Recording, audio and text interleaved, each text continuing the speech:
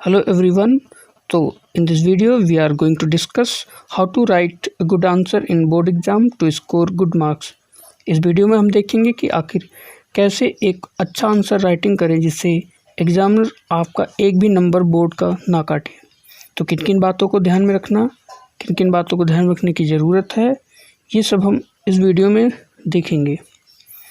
जो पहला पॉइंट है मेरे हिसाब से राइटिंग स्किल, जिसमें हमें फेयरनेस और क्लियरिटी का ध्यान रखना होता है। मैं देखा हूँ मोस्ट ऑफ द स्टूडेंट ऐसे लिखते हैं, उनकी राइटिंग समझ में ही नहीं आती, क्या लिखा जाए, क्या लिखे हैं, पढ़ने में बहुत दिक्कत आती है। तो आप इस चीज़ का ध्यान रखें। अगर आपकी आंसर राइटिंग अच्छी नहीं है तो आप इसे इम्प्रूव करें प्रैक्टिस से, और जो चीज़ें आप लिख रहे हैं उसमें क्लियरिटी होनी चाहिए कि क्या आपने लिखा हुआ है। इसके साथ ही साथ हमें स्पीड का भी ध्यान रखना है। मैं देखा हूँ काफ़ी बच्चे जिनको अच्छी नॉलेज होती है लेकिन वो सभी क्वेश्चंस अटैम्प्ट नहीं कर पाते हैं। तो ऐसे में स्पीड भी मैटर करता है अच्छे नंबर गेन करने में। इसके साथ जो दूसरा है प्रेजेंटेशन का मतलब हमें किस फॉर्मेट में आंसर को रखना है, ये भी मैटर करता है। आंसर का फॉर्मेट बहुत इम्पॉर्टेंट है अच्छा नंबर गेन करने के हिसाब से। जो पहला फॉर्मेट आता है पॉइंट वाइज, हम जब आंसर राइटिंग कर रहे होते हैं तो कोशिश करें कि अपना जो मैटर्स है वो पॉइंट वाइज ही मेंशन करें। जैसे इंट्रोडक्शन में लिख लिया, कुछ डेफिनेशन दे दी ऊपर, उसके बाद का जो बॉडी पार्ट आता है उसमें हम पॉइंट वाइज ही लिखें। एक चीज़ का और ध्यान रखने की ज़रूरत है, कभी कभी बच्चे क्या करते हैं कि जो पॉइंट्स हैं इनको भी आप नंबर्स में लिख देते हैं 1 2 3 करके, और क्वेश्चंस के नंबर भी 1 2 3 कर, तो इसमें कन्फ्यूज़न आती, क्लियरिटी नहीं होती। तो कोशिश करें कि जो आप पॉइंट्स डाल रहे हैं वो रोमन में हो या अल्फ़ाबेट्स में हो।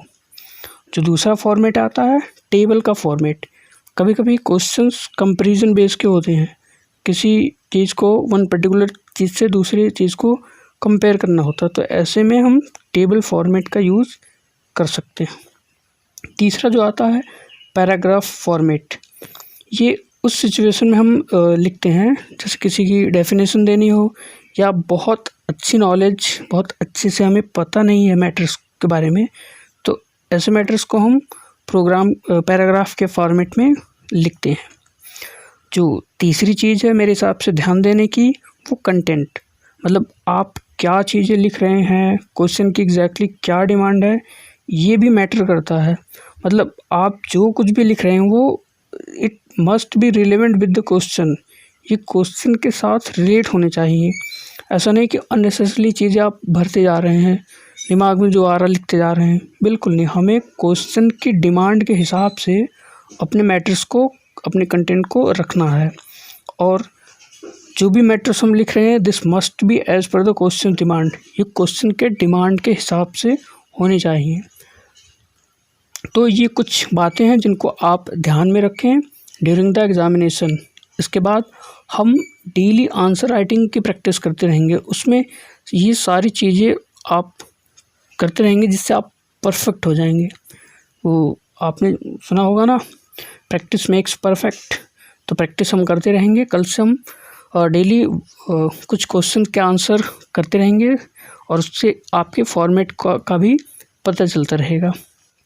तो अभी आज के लिए इतना ही, एंड आई होप कि आप जो मेरी बताई गई बातें हैं इनको ध्यान में लाएंगे, और जो आपके अंदर वीकनेस है आप इसको ठीक करेंगे, करेक्ट करेंगे।